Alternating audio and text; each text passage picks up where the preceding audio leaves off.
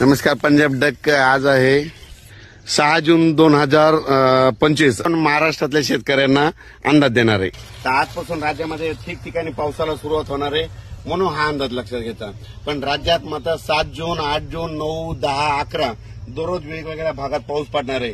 तर उदाहरणार्थ सांगतो, हे इटाळी आहे बघा.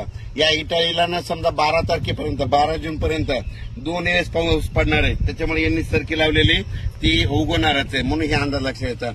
पण त्याच्यानंतर सगळ्यांना सांगू इच्छितो की राज्यामध्ये 13 जून पासून 13, 14, 15, 16, 17, 18 मुसळधार पाऊस पडणार आहे. ठिकठिकाणी ओढे नाले वाहतील असा पाऊस पडणार आहे. म्हणून ज्यांच्या शेतामध्ये ओल असेल तर तुम्ही पेरणी करू शकता. राज्यातील सर्व शेतकऱ्यांना सांगू इच्छितो की जमिनीमध्ये जवळपास एक गुडघ्याभर इतकी ओल आहे, म्हणून पेरणी करायला काही हरकत नाही. आणि शेतीचं असं असतं की इतभर जरी ओल असली तर पीक कोणतं उडीद बी निघतं, मूग देखील निघतं. आणि आता शेतकरी कापस म्हणजे आमच्या परभणी जिल्ह्यात देखील बऱ्याच शेतकऱ्यांचे कापस उगवलेत, पण काही शेतकरी लागवड देखील करायले.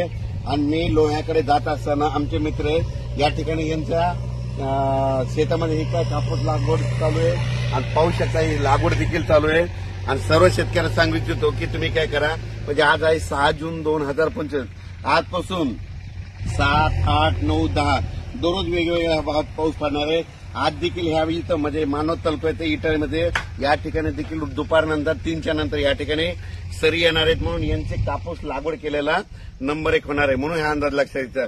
ज्यांच्या ठिकाणी तुम्हाला सांगतो ओल असली तर तुम्हाला एक सांगतो, लेबरला तुम्ही सांगू शकता तर सरकी लावत असताना अशी टोचून लावली आणि पाऊस जरी नाही पडला तर ती उगवते.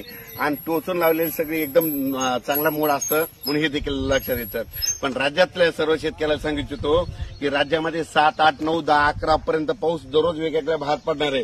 पण 13 ते 18चा मात्र राज्यात मुसळधार पाऊस पडणार आहे, म्हणून हे लक्षात घ्यायचं. अचानक वातावरणात बदल झाला तर लगेच एक मेसेज दिला जाईल. धन्यवाद. आज आमचे मित्र इटाळीला येण्याचं कारण सांगतो की आज आमचे मित्र गजानन जाधव एक ऊसाचा हार्वेस्टर घेतलेला आहे, तर त्याच्यामुळे खास करून त्या ठिकाणी त्यांना भेट देण्यासाठी या ठिकाणी आलो. आणि जाता जाता यांच्या गावातूनच हे महाराष्ट्रातल्या सर्व शेतकऱ्यांना अंदाज देत आहे. आज पूर्व विदर्भ, पश्चिम विदर्भ, दक्षिण महाराष्ट्र, उत्तर महाराष्ट्र, कोकणपट्टी, खानदेश सगळ्या भागामध्ये जवळपास 7 ते 10 मध्ये दररोज भाग बदलत पाऊस पडणार आहे, म्हणून हा अंदाज लक्षात येतात. अचानक